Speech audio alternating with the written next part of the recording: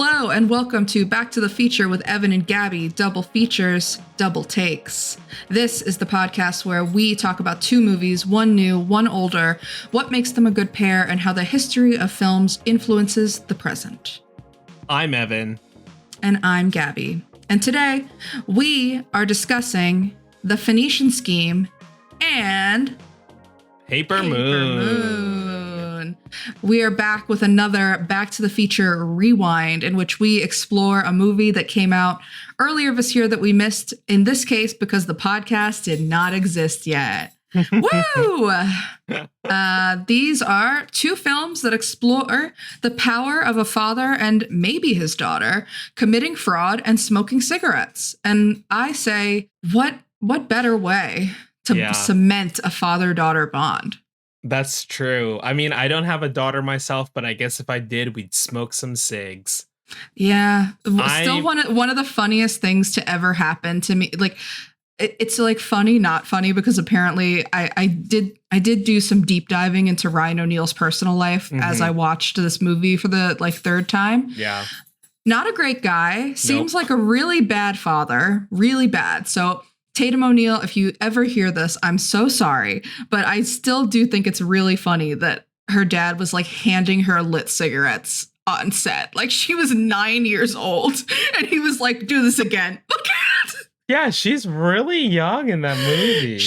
I think she might have been younger because she was 9 when she won the Oscar for it. And she's the youngest person to ever win an Oscar. So she maybe was 8. And he was just like, no, do it again. Here's another cig. Yeah. Oh, my God. Well, if my dad is watching, now you know what I want to do for Christmas. Commit a light crime and smoke a cigarette. I myself feel very safe. Okay, Evan, you feel safe? Tell us about some movie news. Yes, before we get into these movies, let's talk about some of the stuff that's been going on recently. One Battle After Another, the new Paul Thomas Anderson movie that we are going to see. We have tickets for, courtesy of Gabby. Gabby's great timing of getting tickets. The first press screenings as well as the LA premiere happened, and their reactions to it are really, really good. People rapturously good, very, very good. And I mean, I want to say that I had no doubts, but we also have text messages between the two of us expressing doubts. I'm gonna be truthful. I had some doubts, but then I saw these reviews and I was like, damn, why was I doubting PTA? Why was I doubting him like that? That's so mean. I love PTA. But even just to see the kind of universal acclaim of this movie, I personally have only seen one bad review from somebody, and it's someone I know personally who went to the premiere, and they are very hard to please. And so when I saw that one bad review, I was like, okay, because if they got this person, then they would I'd be like, whoa. But all right, there's going to be some people out there. Yeah, there's going to be some people out there that I feel like this maybe isn't for them, but it does sound pretty incredible. And what I'm enjoying even more is seeing the internet response of people making tons and tons of One Battle After Another memes. It's incredible because I guess the marketing team is maybe doing a really bad job, and also they have the Fortnite inclusion, which is really weird. You can play Leo and Benicio Del Toro's characters in Fortnite. So I don't get it, but that's okay. I think that's for a demographic that is not me, a 30-year-old woman who has never played Fortnite. Yeah, sorry. And I don't think I would buy the Leo skin, I'll be honest. I would rather buy a different character. But regardless, it seems like things are really, people are really liking this movie, so I'm very excited to see it. We're seeing it at 11 o'clock at night. But no trailers. So we're seeing an early screening. Yes, we're seeing an early screening that does require us to be at Universal City Walk at 11 p.m., which is unfortunate, but I'm ready. I'm seated. I'm ready. I'll be there tomorrow if they tell me that I can stay the whole time in the IMAX theater at Universal, which is the only good thing about that theater. I mean, no, I do like that they play movie scores there. Yeah, I mean, it's a big space, which is really nice. Like the whole Yeah. space is really big. You can that one when we talked about Sinners on the last Back to the Future Mm, rewind, I was talking about how I had to watch I watched Pride and Prejudice before Sinners, I and I hated. just spent a lot of time walking around the movie theater waiting for either of those movies to start, and just saw like different people just like kind of chilling in different like zones in that like place, Mm, because normally when you're going to see a movie you don't have a ton of time to just chill, but some people do, and some people that's are just true. we're just chilling in different places. I'm like, oh, you really can just like use the space the way you want to. So They do yeah, need to figure out their concession stand. it's very confusing. Yeah, they need to figure that out. It's I too stressful. did I tell you I stood behind Lana Condor in line No. for Sinners? Yeah, I was just stood behind her because she was seeing Sinners, I was seeing Pride and Prejudice, and I was like, that's Mm, Lana Condor. I haven't seen anything she's in besides Alita Battle Angel, but that's her. what? Oh, Evan, get on the To All the Boys trilogy. Get I on it. know. I think I maybe saw the first one with my sister, but it was like I was on my phone while she was watching it or something. Yeah. Typical brother behavior. Yeah, truly. I'm very excited for One Battle After Another after expressing doubts. But I'm ready to give myself over to PTA and this movie, even though I will say I want like the only PTA movie that I don't love with my full chest Mm-hmm. is his last Thomas Pynchon adaptation, Inherent Vice. I don't like it. Yeah, I was just talking to my friend and about how I think the last three movies of his that I haven't seen. He doesn't have that many, right? But I haven't No, seen Hard Eight, I haven't seen The Master, and I haven't seen Inherent Vice. you haven't seen The I Master? know. The Master is one that whenever they have the rep screenings here, I'm always like, gotta go, and then I just miss them. And the Master was a big one for us when we were in college too. That there was a lot of Yeah. screenings around at the indie theaters in Boston. So that's a big blind spot for me, as someone who was like, in like Mm. in film in a sense in a certain point. So yeah, we'll see. Very excited for to check it out. Very excited to see the movie. I'll be zooming over from another event, so we'll see how awake I Yeah. am. And then we'll be getting home at about 3 a.m. because this movie is 2.5 hours Do you long. have work the next day? At the time of this recording, I do not know yet. So that'll be really fun to find out if I am working, probably with my luck, a morning shift the next morning. I was gonna attempt to take off, and then I am taking off a handful of times leading in the next couple months or in the next couple weeks, Mm. and I found out that one of my other team members is taking off that Thursday, and I was like, guess I can't do that now. Guess I can't even pretend.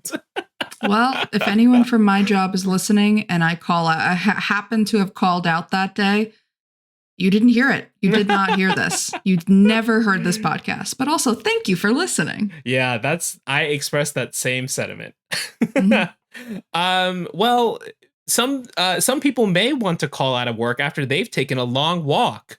And speaking of Long Walk, the movie, a Stephen King adaptation, is getting really good reviews on Rotten Tomatoes right now. Mhm. Critics scored 96%. Obviously, your mileage may vary when it comes to Rotten Tomatoes. However, it's pretty good for a movie that kind of wasn't on a ton of people's radars. It has an No. exciting young cast.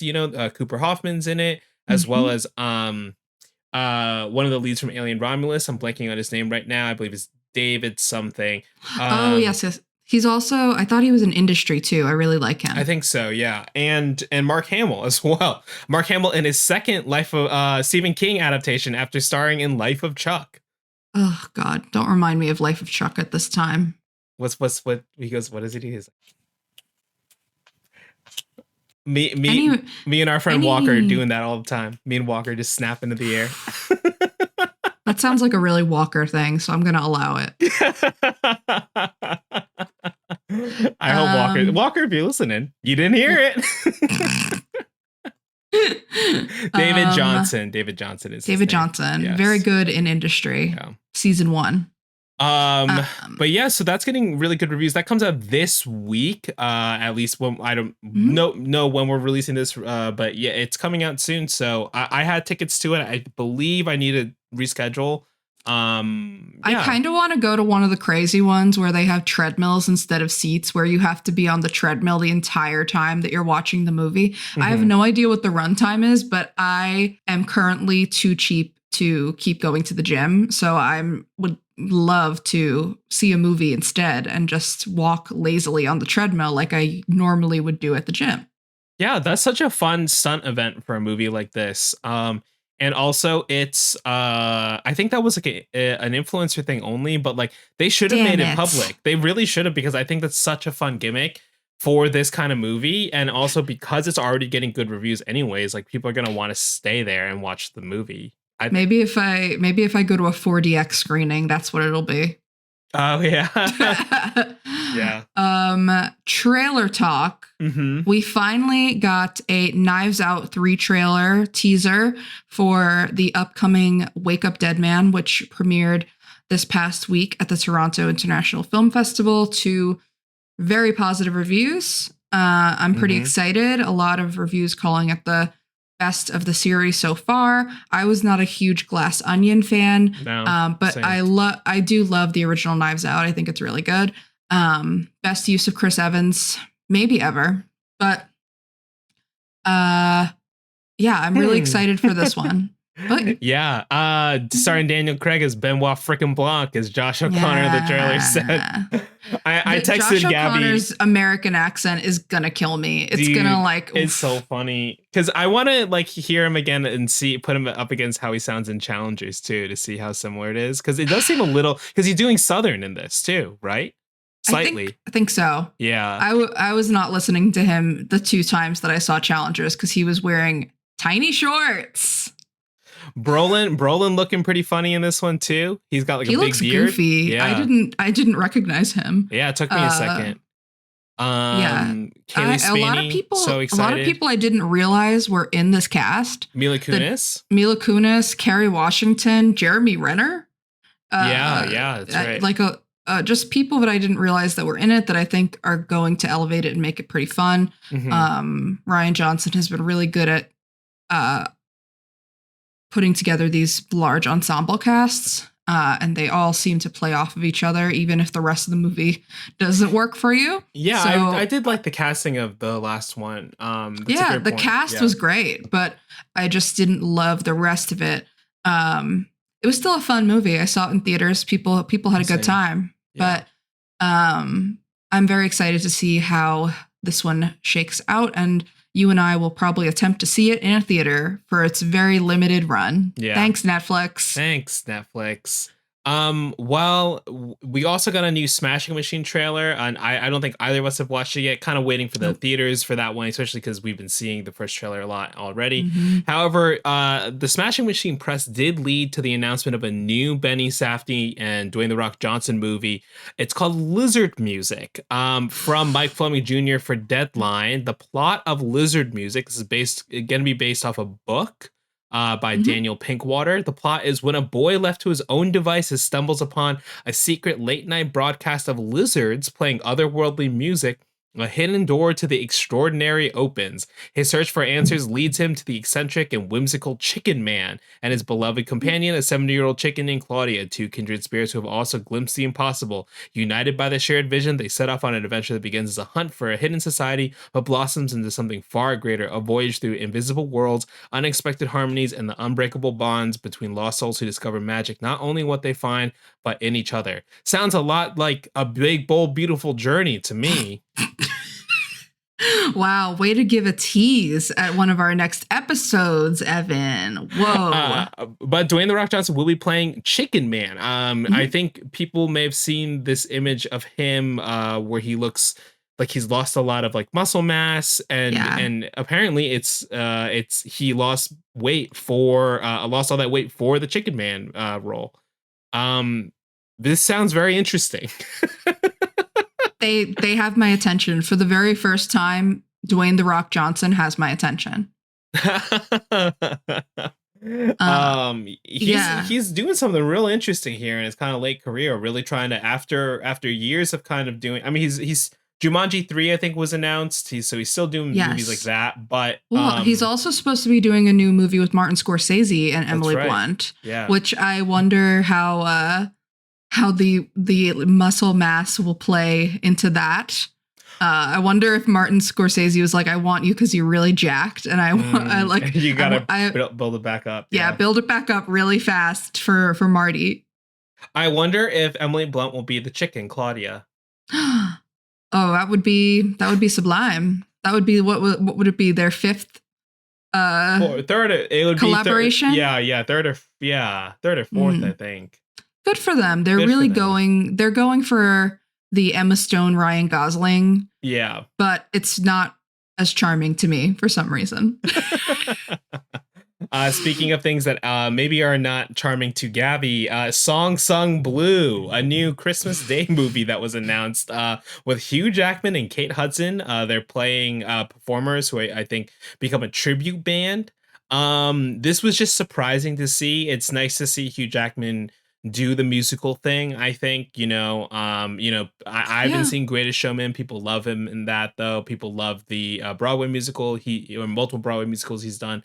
So, maybe excited for a fun Christmas watch. I don't think I'll be in theaters seeing this one, though, but we'll see. No, probably not. But honestly, I wish that this trailer had come out like hours before it did, because I don't know if you are doing this, Evan, yet, because if you're not doing it yet, I will make you do it with me later.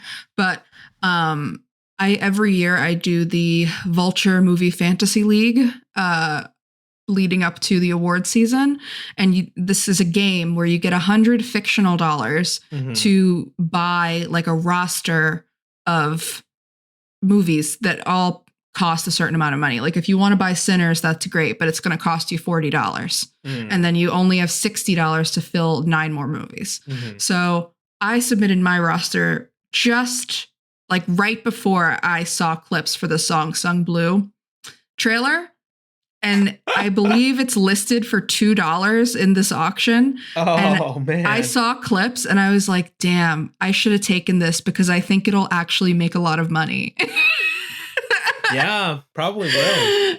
Because part of the game is having like a box office entrant. Like you get points based off of how much money these movies make. So you always have to have a box office one. And mine was Five Nights at Freddy's 2, even though I have not seen any of those movies. I just know they make money. But this one, I might have fumbled it. A Christmas Day release, I feel like this is going to make a lot of money. Is Deliver Me from Nowhere coming on Christmas Day? No. The Bruce Springsteen movie? No, I think that's an October release. Okay, yeah. Are we covering that? I currently do not have it in our calendar because I'm not excited about it, but maybe I will be forced to add it. That's fair. We'll see what else is coming out that week. Yeah. Reviews pending. Well, yeah, we'll have to. I've never heard of that game actually, so we'll have to play it. I'll have to participate in the Vulture movie auction. Yeah, there you go. All right. Well, let's talk about Phoenician Scheme. This movie came out earlier this year. How have you seen this movie? How many times have you seen it? What has been your movie going experience? So I saw it twice. I saw it once at an early screening that I went to with my partner. We're big Wes Anderson fans, I suppose, or at least we've seen a lot of his movies together in the course of our relationship. So it's just like there's a new one out, we're gonna see it. And I went to we did that at Century City. It was interesting screening. It was like one of the ones that was moderated by like a Focus Features person, like monitoring us and making sure that no one took their phones out the entire time, which I thought was just kind of a cool job because I would do that for free. I would stand there and be like, no one on their phones for free. Yeah. But it was a good crowd. And the second time I saw it was just at home, and it was more intimate, I think, just to see it at home and to kind of pay attention to it more. I don't know if you find this with Wes Anderson, but I always find that the first time I see one of his films, I'm kind of so visually overloaded by everything that's going on that I kind of miss some of the story or the dialogue. So I always like to see a Wes movie more than once, just so that I understand.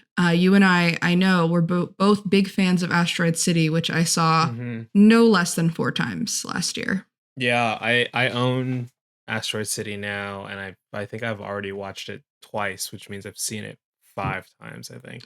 Damn. Yeah, I'm a really big Wes Anderson fan. I think really formative for me, which is like I think a little like cringe to say in like film circles, because I think a lot of people, he's a very obvious pull, and I think the thing that I've always really admired about his work is just is not the visuals at all, but more of like the emotionality of what he does, and like how sad all of his stories are, as well as like the dysfunctional families and things like that. But all that being said, we can get more into my relationship with Wes Anderson movies in a bit. But I've seen this movie twice as well. The first time was after an extremely hard month.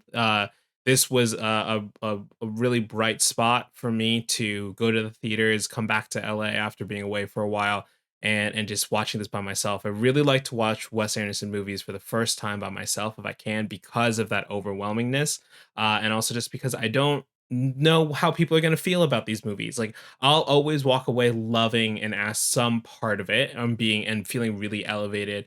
And I think sometimes with movies that I know are like that special, I don't want to have someone else's opinion kind of like coming out of the movie being like, "Oh, I didn't like that," or like, or and I don't want to.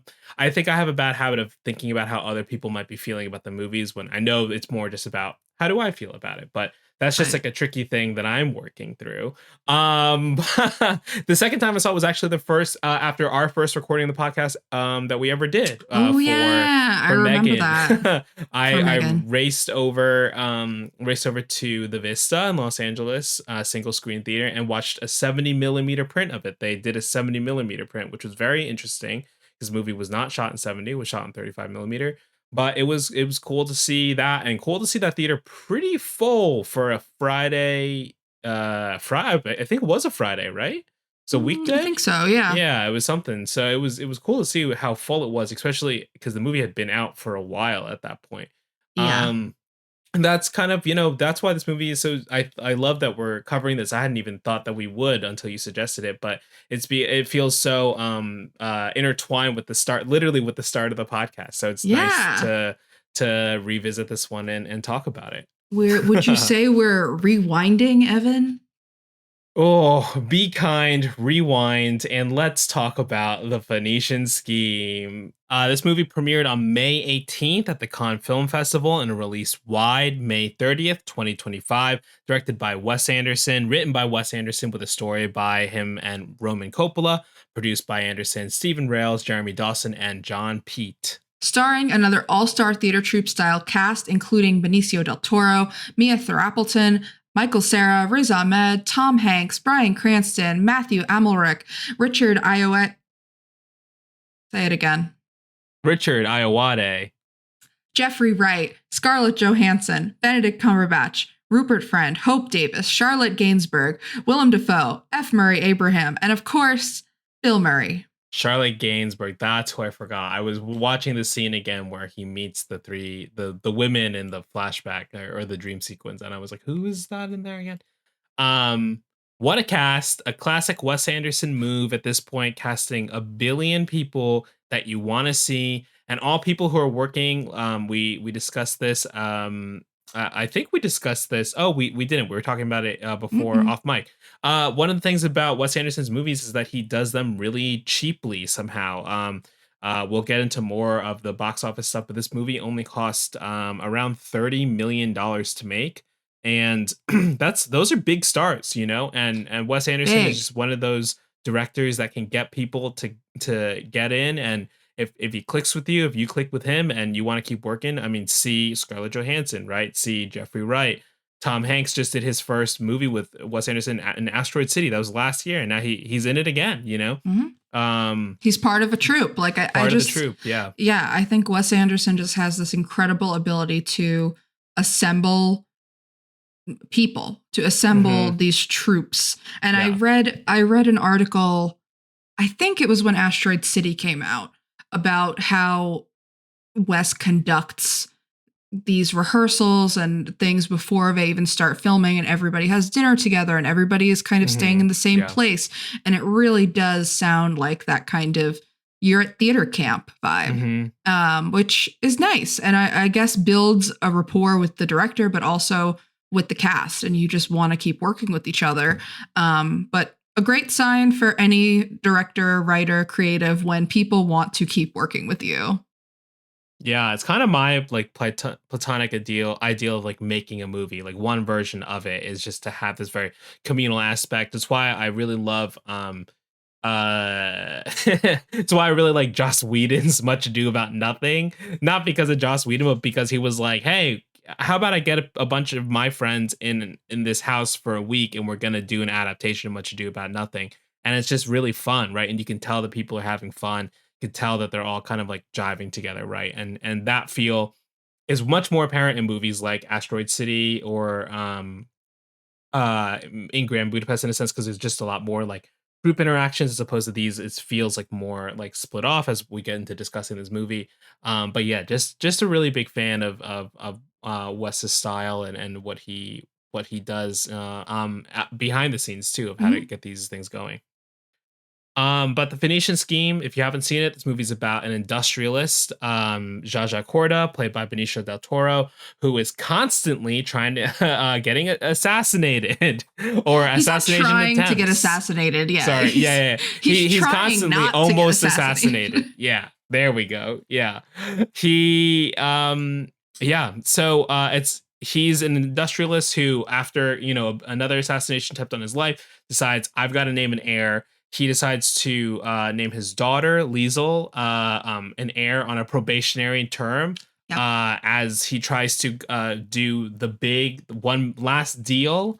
As Mr. 5%, he always gets some money back, but he's trying to close one final deal, the Phoenician Scheme. It's this kind of it reveals itself to you, but it doesn't reveal itself to you. Just know that he has a debt to pay, and he's trying to get people to fill that gap with their money. And so Liesel, Zsa Zsa Corda, the tutor, played by Michael Cera, named, what's that guy's name? As Bjorn. Bjorn. How could you forget Bjorn? Listen, I can hear his voice all the time. I just forgot his name. They go on a journey all around the world, trying to affirm these debts that Corda has set into motion. And yeah, it's just a journey from there, and we get to meet these like cast of characters that he has in his life. What did you think about the Phoenician Scheme, Gabby? I really liked it. I didn't love it the way that I like immediately loved Asteroid City. And I think that it's just one of those things where I had to sit with it for a little bit longer, like you were kind of saying earlier. After seeing it and taking it all in, I needed to see it alone. I needed to, form my own thoughts after I saw it at that initial screening. And I think the second time I saw it, I really settled into the characters more, and I felt more connected to all of the characters, but specifically to Zsa Zsa, who, during the first screening, I kind of felt was a distant character, or a character that they were trying to make come into focus more throughout the film, but he just never quite got there for me. But the second time I watched it, I felt more of a connection between him and the other characters that I didn't really on first viewing. And specifically with Liesel, like his relationship with Liesel, and seeing it for more than just, transactionary, would be, I guess the word, is how he decides to name her his heir, even though he has 10 sons. Very progressive. He's playing the odds. Super progressive of him. Zsa Zsa, feminist. And yeah, he chooses Liesel because she is not only his only daughter, but also his only child with his favorite wife, I believe is the term he uses. Yeah. Although Liesel has some resentment and some really fair questions for Zsa Zsa about whether or not he killed her. Mm-hmm. Super It's fair. pretty much what opens the movie, right? Yeah. It's like, did you kill my mother? That discussion, yeah. Yeah, I agree. I had the same exact read on the movie or feeling about the movie when I left. I think this movie, much more than other Wes Anderson movies, it comes at you really fast, like non-stop dialogue wise once it starts going. And so when you watch this movie for the first time, you're like, oh my God, what is going on? And I think the thing with Wes Anderson movies that really helps me when I'm like feel like that, I'm just like, all right, you know what? Let's just like let it watch, like let's just like take it all in and just like don't try to like think about it. Just like just take it for what you're getting. Let it wash know? over you. Yeah, and yeah. I was just trying to, I was thinking about it too much maybe the first time too, because I was trying to keep track of all the grenades. And like, I was like, surely one of these grenades is going to go off. Oh, sure. You know, but, and eventually it does, but they tell you. And yeah, I really like it. I think I liked it more than most people. I mean, I think that the reaction to this movie was kind of just like, oh, it's a lesser work from Wes Anderson, or, you know, it's a mid-tier work from Wes Anderson. And I think that over time it will be reevaluated. I think that that the perception of what he's been doing over the past decade, kind of since Grand Budapest, has been pretty not poorly received, but people are just confused because Grand Budapest is his biggest movie. We talked about this a little bit before we started recording. You know, his biggest movie by far, with awards bodies, with box office, with general audiences. And since then, you know, he's just not a commercial filmmaker, or not in the pursuit of that kind of, you know, that kind of building up onto, I'm going to become a blockbuster hit maker. And that's totally fine. That's not his style. It's not the stories that he wants to tell. But I think that people kind of expected something else from him. And then he was like, no, I'm going to make Isle of Dogs and you're going to watch it. Yeah. And, you know, I think that people have been saying that this is kind of his slump period. And I don't agree. I don't agree either. I don't think he misses. I really don't. Like, I think similar to PTA that we were talking about earlier, I don't know that there is a Wes Anderson movie that I actively dislike. No. Yeah. I mean, he doesn't really miss for me. Even if it's a movie I'm lukewarm on, I'm still coming out of it like, damn, good movie. Yeah, the only one I actively dislike would be Isle of Dogs, just because I feel like it occupies a pretty gray area of just like cultural appropriation, which is interesting.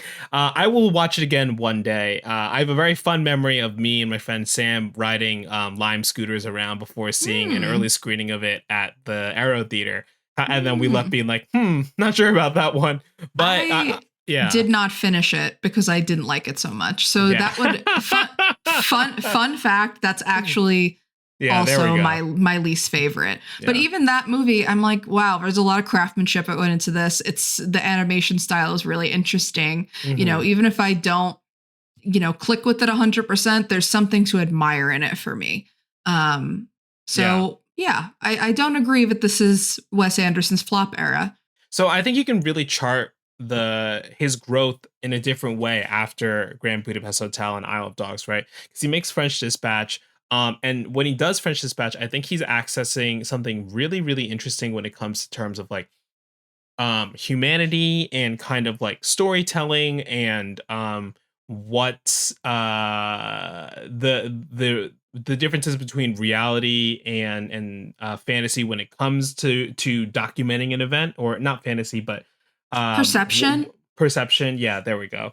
And he also starts to do some stuff different visually with like the color palette he's accessing. And a lot of that starts to become more on display here in the Phoenician Scheme, as well as in The Wonderful Story of Henry Sugar.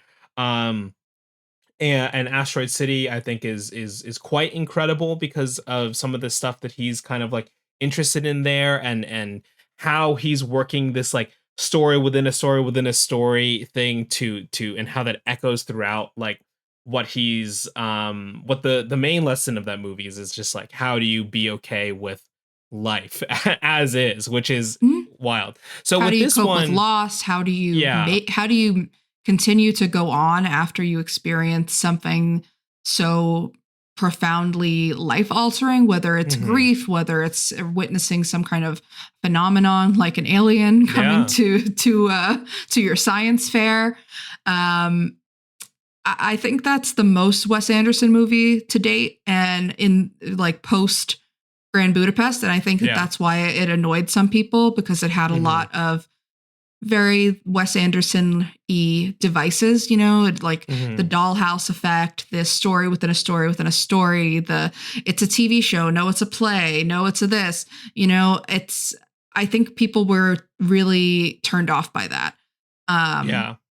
I And think because that, at a certain again, we're saying like when you just let a Wes Anderson movie take over for you, it all kind of clicks. But mhm. I think some people were just getting really caught and stumbling on the plot mechanisms that he was Yeah. using there. And that, you can say the same thing in certain sense for the Phoenician scheme, right? With like how confusing the scheme is, Oh and like yeah. doesn't matter. And the real point is that it doesn't, right? Like No. what the core of what the Phoenician scheme is about is like about a father and a daughter. And what do you have when if you have nothing, no material gains, like what is the legacy that you leave behind, right? And it's him questioning the actions in his life leading up to this point, and what he's going to do go moving forward. I think the movie is really interesting that it presents us with this argument right up top, which is like, did he kill my mother? Right. And Mhm. we kind of view Mia Threapleton's character, Kate Winslet's daughter, Yeah. Liesel, as kind of like this audience surrogate, right? As we enter into his world. But the more we watch the movie, the more we realize how self-assured Liesel is in her beliefs, and what is she's Yeah, only she's shook, becoming a nun. she's becoming a nun, and really what like shakes her later is that she realizes that maybe the nuns only wanted her money, Yeah. but we arrive at a really interesting point towards the end where there's this kind of there's this what's the word, not comp there we arrive at this really interesting point at the end where both of them kind of come to terms with like where they are in life, and it kind of seals like their path moving forward. There's a quote towards the end of the movie where I guess we can spoil it now. We'll enter Spoilerville, population Spoilerville. you. um where in one of many dream sequences, near death sequences, these black and white sequences where Zsa Zsa is like kind of meeting God, so to speak, or not so to speak. He's actually meeting God, right? And Played whether by it's Bill not Murray, played by Bill Murray, of course. and they put an urn into like a safe, and Neil Appleton says like, when I pray to God, no one answers. I just pretend he does, and then I do what I think God would have would have said, and the answer is pretty obvious. Yeah. Or probably obvious. And so hearing that quote, that moment is so emotional to me because I think it really like cements I like her outlook on life, right? Which is just like do the right thing. And then this man who spent so much time and money trying to be something and trying to be different versions of something, when he Mhm. realizes that all he wants to do is if he thinks about what would God ask me to do right now, the answer is coming is effectively she's saying it's coming from himself, and Right. he wants to be up there for her, Right. and that's how the movie ends, is that they are now penniless and they work a restaurant together and they spend their nights Mhm. playing cards, and it's the most content we see them. It's the quietest we see them. No one is shouting, no one is overcompensating, no one is telling Mm-mm. stories. They're just talking about the facts. And he says, "Did you say yes when he proposed?" Because spoiler, Michael Cera proposes. Which, by the way, I have been waiting about 15 years to hear Michael Cera propose marriage to, I mean, mostly I'm taking it as a proposal to me via his character, because Sure. he was my first crush, in something that will surprise no one. But um yeah, that ending is really, really emotional. I love that quote that you just pulled as well. And I just feel like it hits even harder because you're seeing throughout the movie, we see her praying. You know, like she'll just go aside and start praying, and like, you know, for an answer. We see it in that scene with that very funny basketball scene with Bryan Cranston and Tom Hanks. It's where he's literally like, oh, well, pray to see if we're going to win. Should I do this?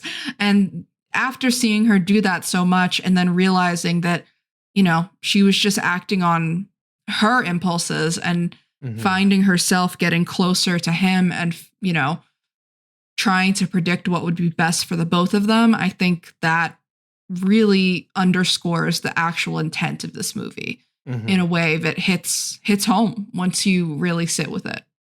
Yeah. And you see what, and to speak on second viewings, right? Like you see him trying to figure out ways to connect with her, right? And like ways he can tell this story and versions of this person he's supposed to be. Like when they're sitting around the dinner table and the kids all get scared because Michael Cera pulls out a praying mantis, and he's like, "What? Are you men? are you mice or are you men? You should be lions." And it's so aggressive out of nowhere. Right? And she even asks, she's like, Liesl says, like, where does this brutality come from? You know? And right, she's challenging him. She challenges him at every step of the scheme, which is something that he clearly doesn't have before she comes back into his life. We don't really get any flashbacks of him with a partner or with his wife. I guess eventually he kind of marries Scarlett Johansson, but that's more of a business arrangement, and she is his cousin. Yeah. So it is also like unfortunate that she is one of the better parts of Isle of the Dogs. She's great in Asteroid City. She's not very good in this one. And they don't give her enough to do. She's only in it for a scene and a half. Yeah, she's too busy shooting Jurassic World Rebirth. Good for her. She got a check. But yeah, that's another, I mean, not to make this the Asteroid City podcast now, but that's something else that I just remembered. Is that there's a really poignant line at the end of Asteroid City that really hit me the same way that the prayer line hit you. Yeah. And it's when Jason Schwartzman goes up to Adrian Brody, and we've zoomed out and we see that this is a play, and he says, "I still just don't understand this play." Yeah. And Adrian Brody says, "It doesn't matter. Just keep telling the story." Yeah, he says, am I doing him right? Right. Yeah. And it's like, am I playing him right? Am I doing this? I know that's my favorite thing about Wes Anderson movies. I was alluding to this earlier, but Fantastic Mr. Fox is kind of like the movie that cemented the deal for me to apply to film schools, to consider making movies and making entertainment like something professionally, just because the movies are dressed up right in this very fantastical thing, and these incredible designs, these fun colors, and the music is always so great, whether it's the score or the soundtrack.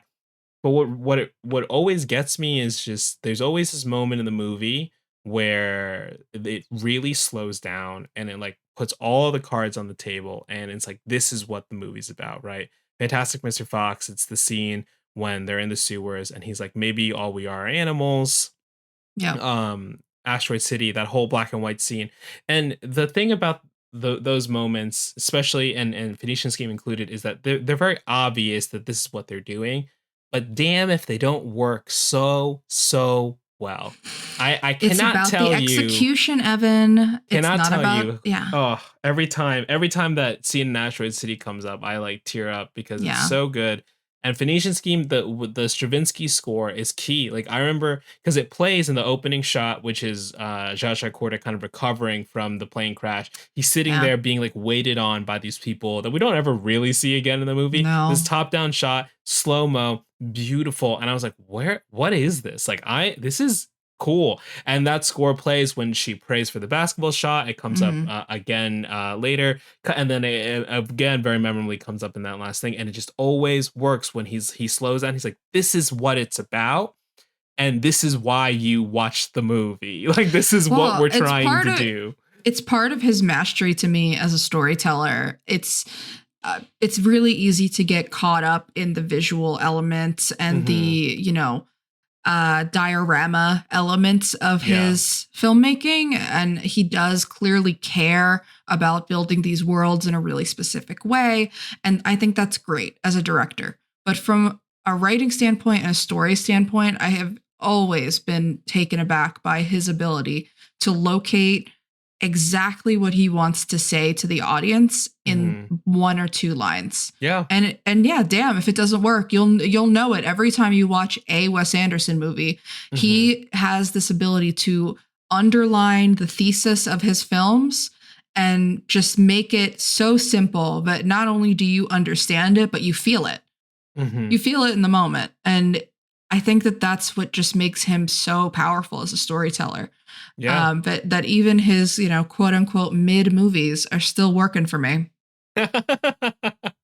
Yeah, we didn't even, we mentioned a little bit, but we're not even sure throughout most of this movie. It becomes sort of a plot device.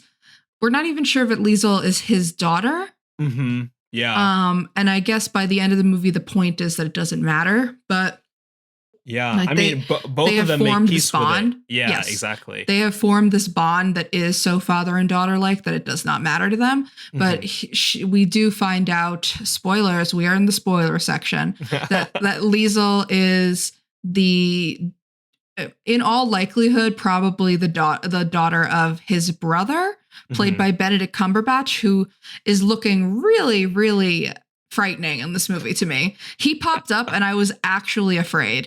And I think it's just his eyes. Like Benedict Cumberbatch's eyes are so blue that they actively frighten me. when I look at them for too long, I'm like, oh my God, he can see me back through the screen. Yeah. But that's the point of the movie, is that it really doesn't matter. It's about this bond. And to your earlier point, it's not even about the scheme, you know, and you would think it would matter because that's the name of the movie, but it doesn't really matter. And that goes, dressing. It's just more dressing on the movie. And that goes back to that central thing, or at least how I feel about it, right? Like this is supposed to be the crowning achievement of his industrial career. And even before Benedict Cumberbatch physically blows it all up, he's decided, and they all sign on it, that he is going to give up everything in order to complete it. So no one will know that this was his doing. This is something that he was a part of. He has sold out his entire fortune to just complete it, because it's more important now for him to have this life that he's found with his family. Yeah. Well, even eventually with his sons, they all live together. Yeah. She convinces him. In the beginning, he has them living in like a separate home across the street with like a weird, like round the clock maid service. And she's like, "These are your sons. Why are they not living with you? Isn't that weird?" And he's like, "I don't know. Is it?" And now, they all live in essentially a 1-bedroom apartment together. So make that make sense. Some other highlights from this movie, I think the whole like French section is really awesome. Good. The nightclub, and then into Jeffrey Wright's moment or scenes, which is also just like really, really fun. Jeffrey Wright, I'm really glad that Wes Anderson added him to the group, because he's incredible in The French Dispatch. It's his best collaboration of the 3 movies he's done with them, but just really, really good stuff there. Michael Cera, incredible. Michael Cera plays a double agent effectively when he does the twist, when he reveals who he's supposed to be or who he is in real life. It blew my mind. I was like, I cannot. This is so funny. Like the theater was blown away. And I gotta say, like, it's not what you cast Michael Cera to do. Like you cast Michael Cera to be Bjorn, to be like, and he's crushing it as Bjorn in the first half of this movie. When Bjorn gets drunk off of like 2 beers and Liesel is just like, "What's wrong with you?" Like, and he's like, "Would you like to go on a date?" Yeah. Like, he's so funny. And then he pulls off this incredible twist, this complete heel turn for his character, complete with accent change.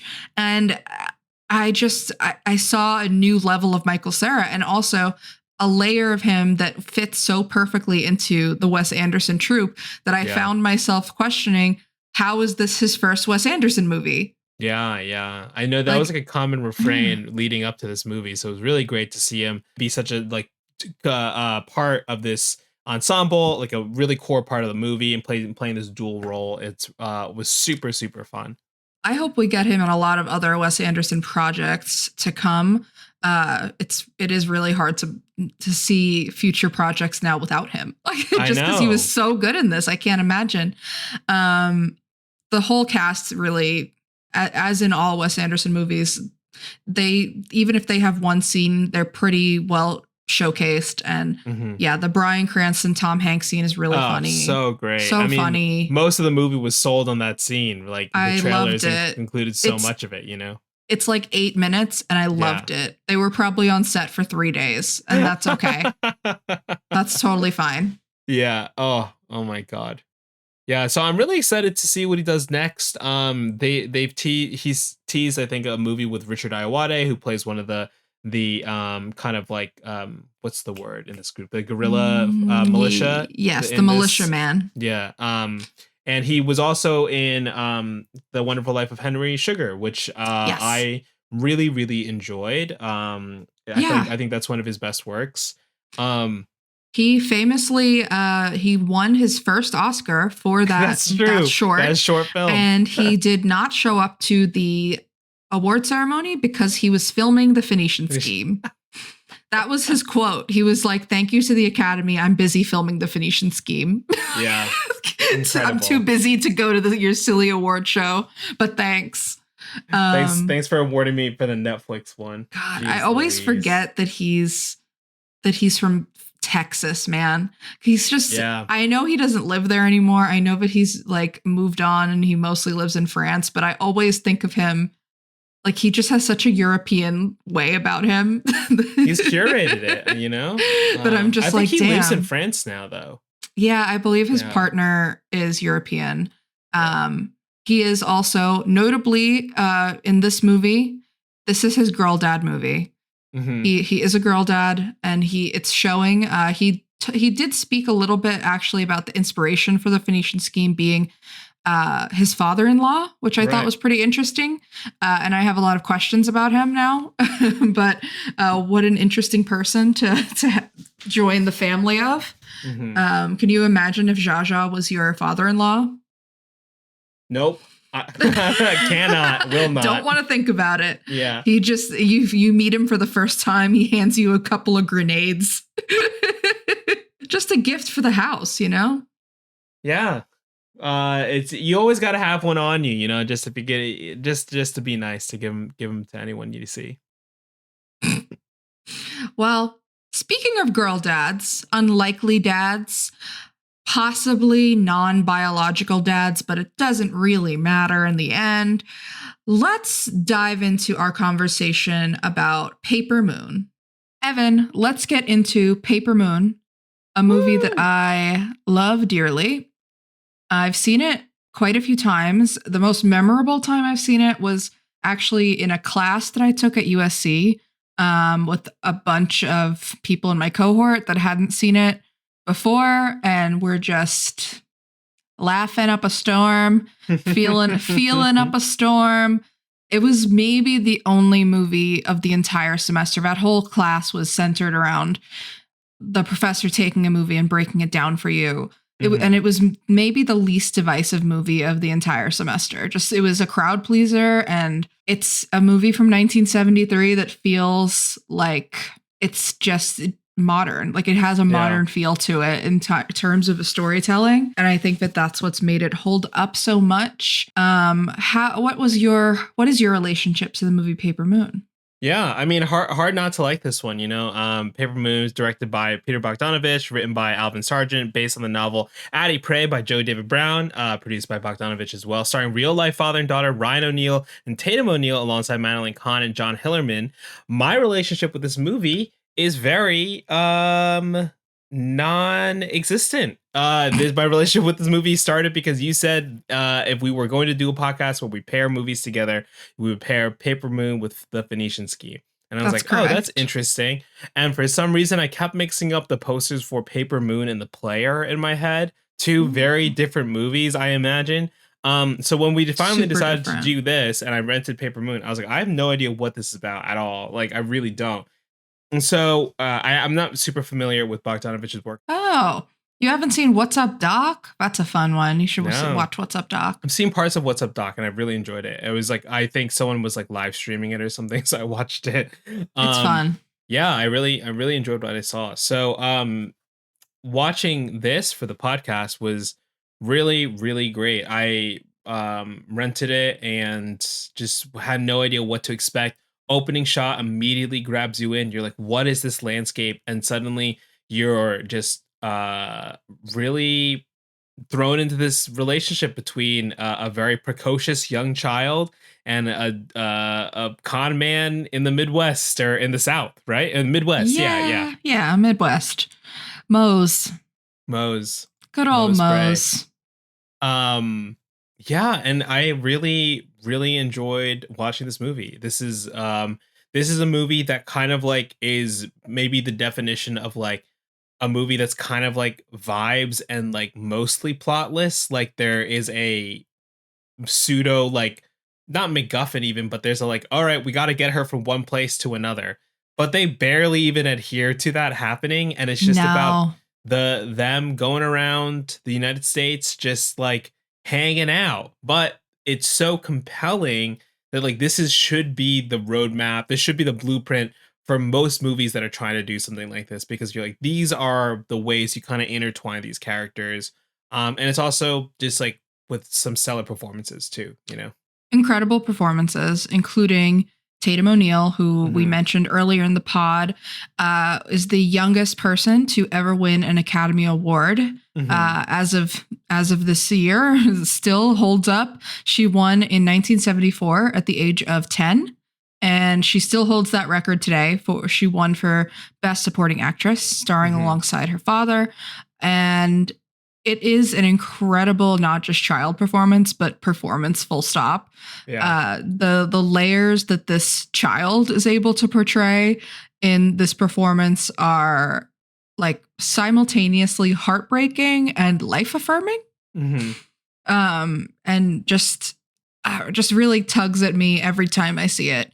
And you mentioned there's like a very loose plot to this film. We open on Addie, played by Tatum O'Neal, going through this tragedy.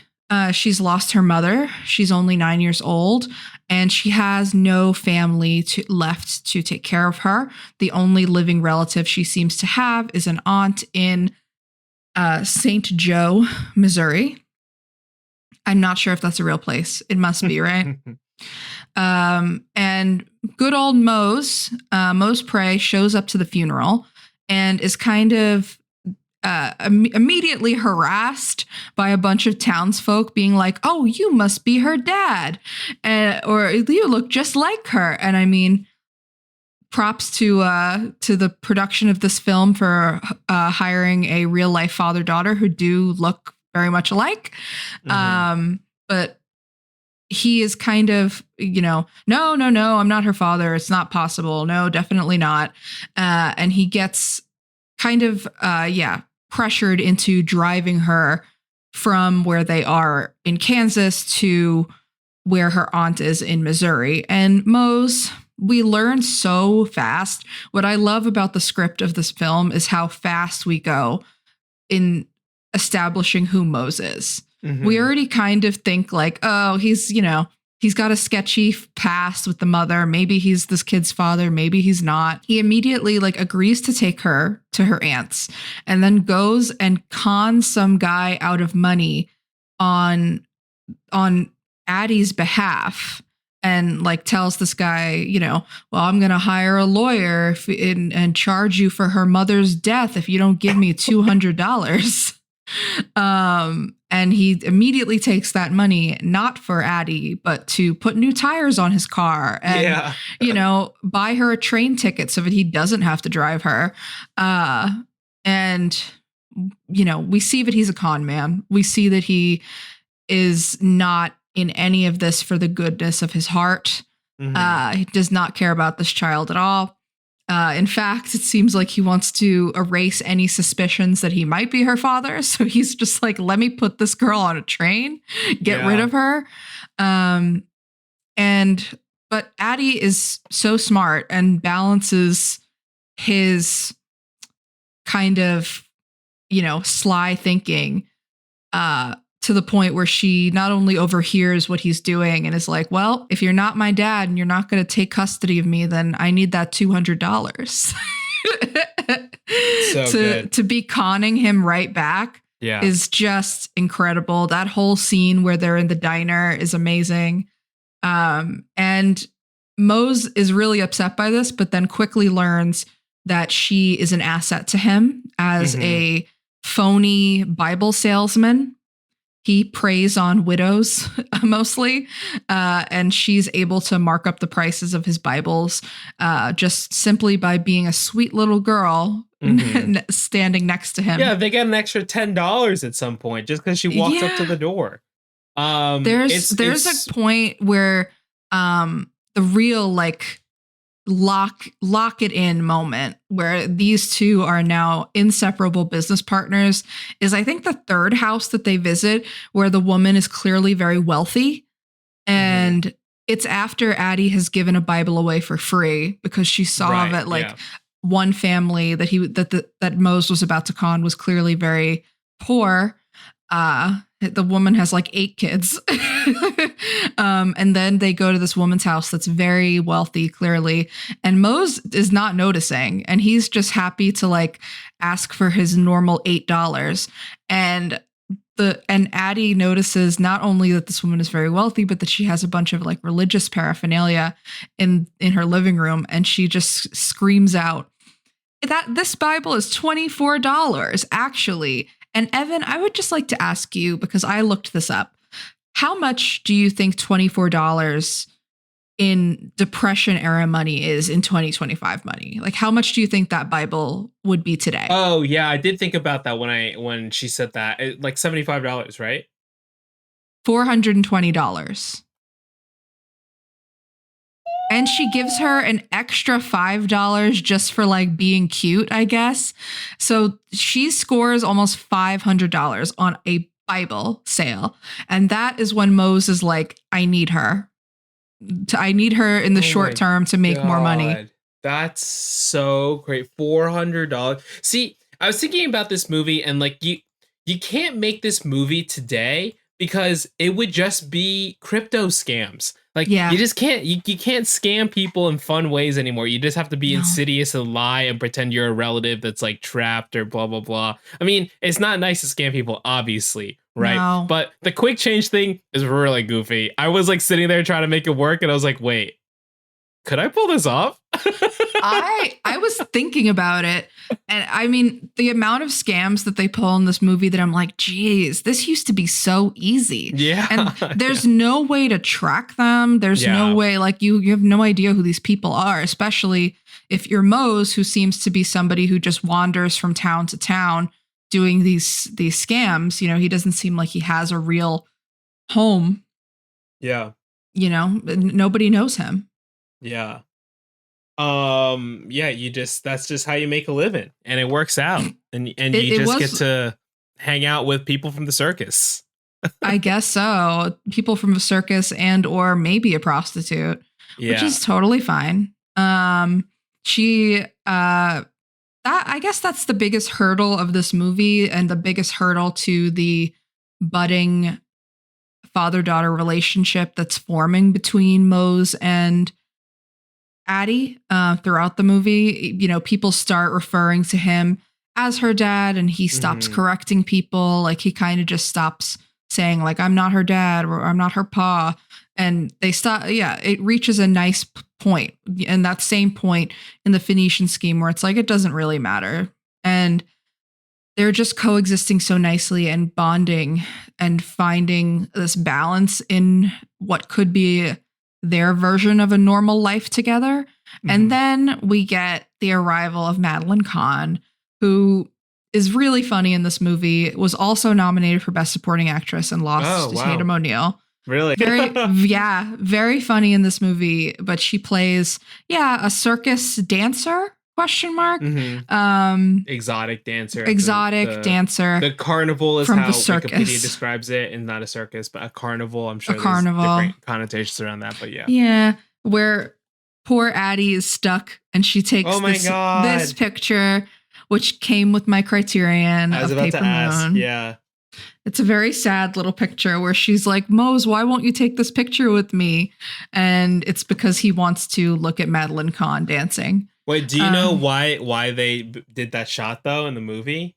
No, but you're going to tell me. They did it so that he could title the movie Paper Moon, because he thought the title was so cool and they wouldn't let him title it Paper Moon. So they put in the shot of doing that. That's the only reason, because it was the name. It's only a Paper Moon is the name of a song. Yeah. And the song is in the movie, but it's this photo also comes back later at the very end of the film.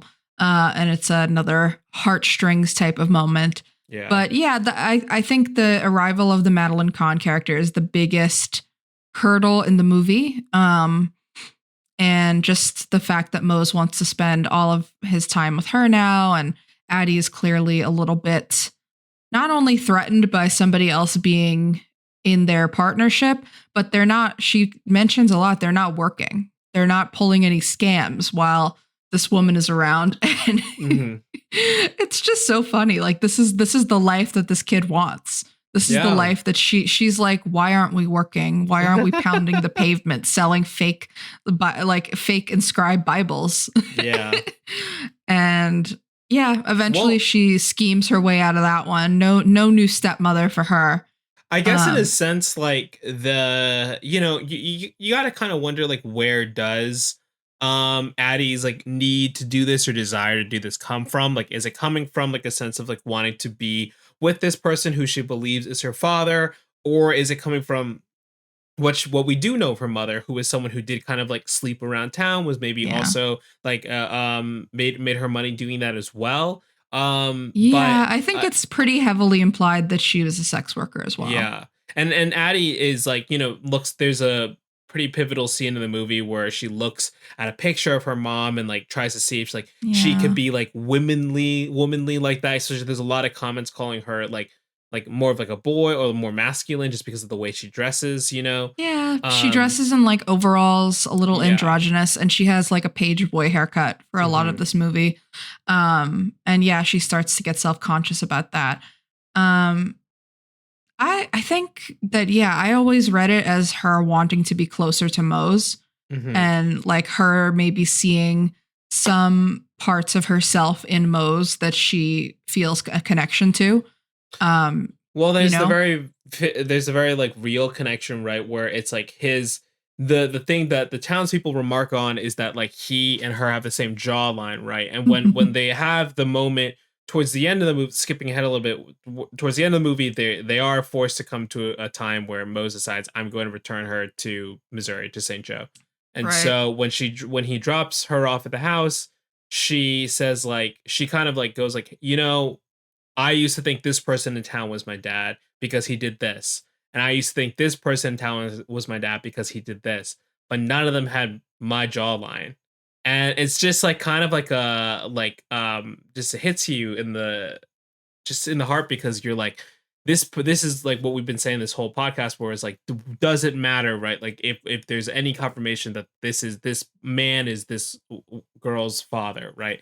And there's almost this like acceptance that even if he doesn't believe it, I think to Addie, it almost is like, this is my truth now, is that you are my dad. But like in that moment, she's like, we're going to live a separate life. And then they both decide they can't do it without each other. And they reunite. Yeah. And what's really interesting too, is that when he does drop her off on the aunt's doorstep, it's a very picturesque, lovely suburban home. It seems like it would be a very good, stable life for her. Something that she clearly has not had before. Her aunt brings her in, is like, oh my God, we were so worried about you. Let me get you lemonade. Let me show you your new room. And she's just really upset because she has decided in her head that like this man is her father, and maybe she's coming to the realization that this is the only time she's ever going to get with him. Mm-hmm. So, it's even more crushing for her to think in that moment, like, okay, so I did figure out in my mind who my father is. I had him, and now, it's over. Mm-hmm. Now I've lost both of my parents. So it's incredibly moving. And when she is running after that truck, when he's looking at the picture of it, she left him, the paper moon picture in the car, and you kind of see him shift a little bit, but he thinks that he's also maybe doing the right thing for her. Yeah. I mean, he probably in his mind, he probably knows this is not the life for a child. Yeah. Even if it's good for his business. So he probably thinks that, well, if I am her father, this is the right thing for her, is to not be with me. Yeah. Yeah. But I think that what this movie and what the Phoenician Scheme communicate so beautifully is that these people kind of complete each other, and these people form a sort of family, whether they're biologically related or not, and they now can't exist without each other. Yeah. And it's very beautiful to see that come together on screen. And I think that that's what makes these movies such a good fit, even with the Phoenician Scheme also has quite a few father-daughter hijinks in play. I enjoyed the hijinks of this movie even more this time around, just watching it at home. I watched it just a few hours ago, and I was like, God damn, this movie is just, like you said, it doesn't have a ton of plot, but damn it if it's not fun. Yeah, it's fun. I mean, it's also like, it kind of reminded me a lot of High and Low, which we covered last week in the podcast, where it's taking place in a very specific time period. And I think a lot of the kind of like atmosphere and like the way the people's perspectives during this time period is very shaped by this like Depression era. I believe, right? Yeah, Depression era. Yeah, and it's something that Addie is very keenly aware of throughout the film. She's constantly talking about writing letters to Franklin Roosevelt. Yeah, and about how, gee, Mose, we're making so much money right now. Maybe we should stop and give some money to these people on the side of the road. And he's like, what? Are you crazy? Times are tough. We can't do that. And she's like, exactly. Times are tough. We should help people. So I think that, it does underscore a very specific time in history, even down to the bootleggers. We don't have those anymore. No more bootleggers. Yeah, both Phoenician Scheme and I was about to say High and Low. Both Phoenician Scheme and Paper Moon have fun action set pieces. Wes Anderson movies always guaranteed to have one action set piece. And in the case of the Phoenician Scheme, it's Benicio Del Toro and Benedict Cumberbatch running around with oh my gosh, just like hitting each other with canes or something, canes, like sticks. Yeah. But in this one, there's a car chase that kind of like takes you by surprise in this movie. I mean, they do spend a lot of the movie in cars, driving cars. It's a road movie in a lot of ways too. That's true. Yeah. But this whole one is fun because they're just like trying to get out of the state so the police can't catch them. And with the whole bootlegger subplot, I love the way that the nighttime atmosphere looks when they're just kind of hanging out in that like hotel lobby. Yeah, they think they make a mark, and then it just like really bites them in the butt. Yeah, which feels inevitable throughout a lot of this movie. But eventually they are going to come into something that they can't swindle their way out of, and when it does come for them, it really hits. That scene when you see that, you think that they made it, and it's the classic like device of things are too good for them. They have all this money that they think that they got away with, and he's gonna go look for a place for them to live, and he's about to go to the bank with all their money, and we find that the police followed them anyway, and no, they can't arrest him in Missouri, but they can beat the shit out of him and take all of his money. Yeah. So when you see Mose like beaten down at the side of a building, and Addie finding him, and she knows immediately. She's like, "Oh, you're going to make me go live with my aunt, aren't you?" Yeah. And he's like, "Yeah." It's just such a defeating moment in so many ways, you know, like you could just see the defeat, not just in this robbery and the fact that maybe their scheming is over, but just in a way reality has hit them. Yeah. Yeah. And yet they still decide to reunite because they realize they're better together, you know. They are. Depending, no matter if he gets beat up and they have a car whose brakes That don't does work or not whatever. work. Yeah. That car is not functional. I Yeah. think they should have chanced it and just kept the nice car.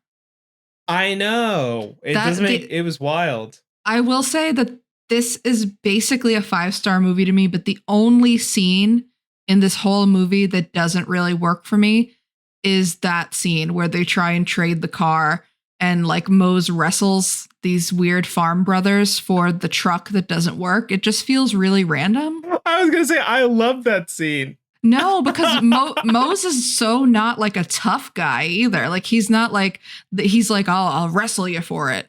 And I'm like, what are you talking about? You're like a slimy little guy that wears a suit. You are not like gonna wrestle these farm hands. Yeah, to me, I read the scene as more like one, it potentially speaks to like his roots, which is maybe in like the town that Addie and her mom grew up in. So like being part of this world, you know, this farm world. It also to me was like he actually can do one good thing just like without having to con someone. He can actually just like knock a dude out, even if it's a little underhanded, you know? And I was like, this is so goofy. And I enjoyed it a lot, actually. Well, at least it's there to serve somebody. Yeah. But yeah, overall, I did want to just like say, we were talking about Madeline Kahn's character before, Miss Trixie. I watched that monologue she gives to Addie multiple times. I think because I like missed the line, so I turned on the subtitles, but I ended up watching it like 3 or 4 times, and I was just like, this is just really good when she's like trying to convince Addie to get back into the car, you know, and she's just like, at some point, like it just runs out for me, you know, like I can't, and it's like, yeah, you know, it serves almost as like a cautionary tale for Addie, but also just like really shows this very bleak outlook on life that this woman has, who is seemingly living life like a quarter mile at a time, to quote Fast and Furious, but that's kind of also like that's all she can do at a certain point. Right. And she's like, I'm gonna find the men who are giving me attention and just hold on for as long as I can, because eventually I'm not, it's not long-term stuff for me, you know. Yeah, and it's the only moment of the film where Addie respects her. Yeah, that's true. Yeah. I think it's definitely, I'm sure it was her Oscars moment. I'm sure that it's a great monologue.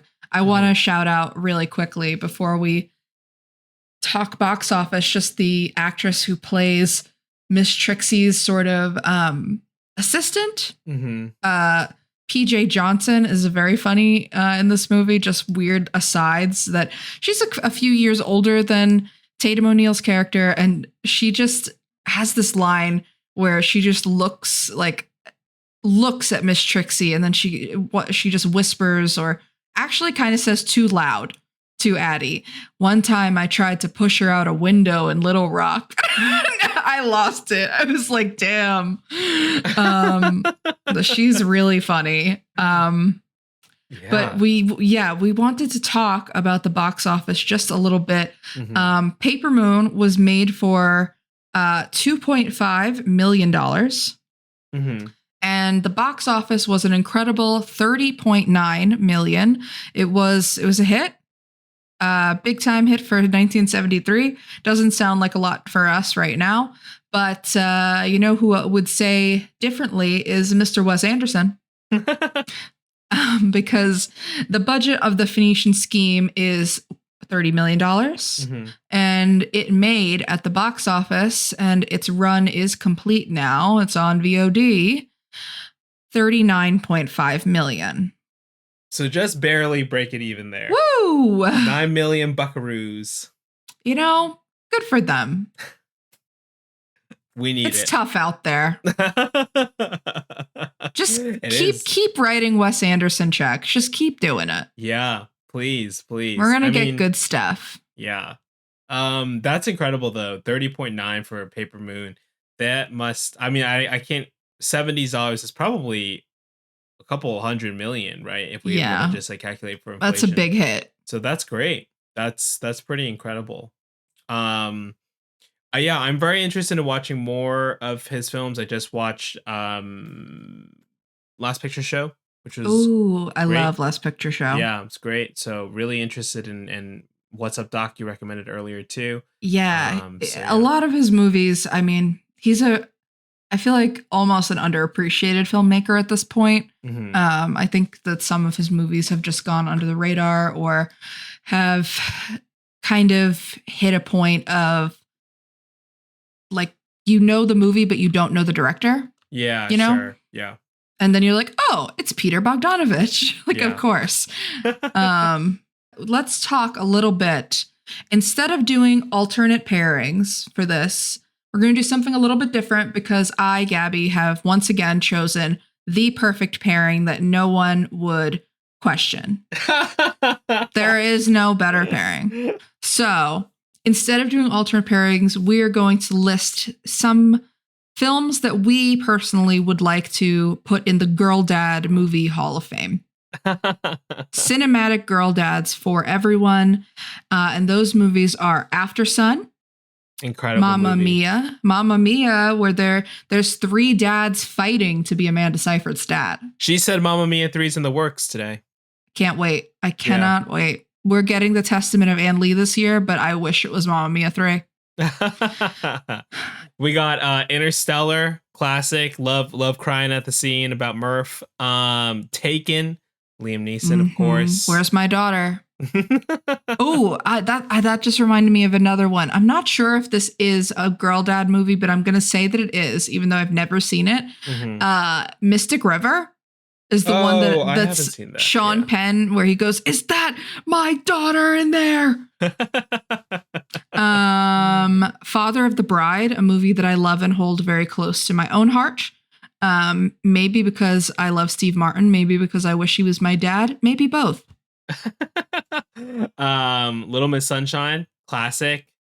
Really inspired a current generation of a ton of movies, I feel like. Definitely. And features another incredible Oscar nominated child performance in Abigail Breslin. Oh yeah, that's right. Oh my God.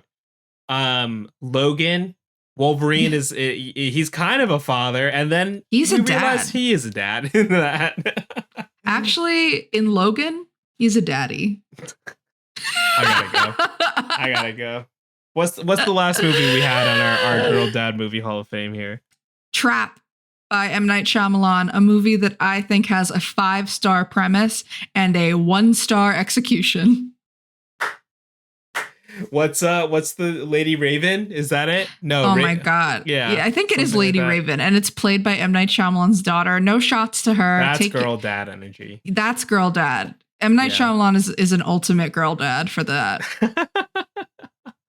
Well, thanks for joining us for another Back to the Future Rewind. Let us know what other movies you might want to hear us cover from earlier this year or from years past. There's lots of new movies coming out, of course, especially as we head towards the end of the year, but always happy to find time to go watch a classic one or one we might have missed this year. If you're listening to us on audio, don't forget to leave a review or comment, and please check out the video versions of these on YouTube at Back to the Future Pod.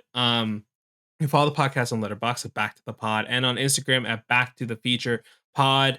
Next week or next episode, we are going to cover Kogonada's new movie, Big, Bold, Beautiful Journey, with Colin Farrell, Margot Robbie. I've said it multiple times here and elsewhere. My most anticipated movie of the year. I've heard trailers for this. I'm so excited. Not good. The trailer, I can confirm that because I saw the trailer for the first time for this movie a few weeks ago. It came on and I was just like, what on earth is this? And then it's coming out in like a week and a half. And I was like, why did they wait so long to put trailers out? It just makes me have a lot of questions.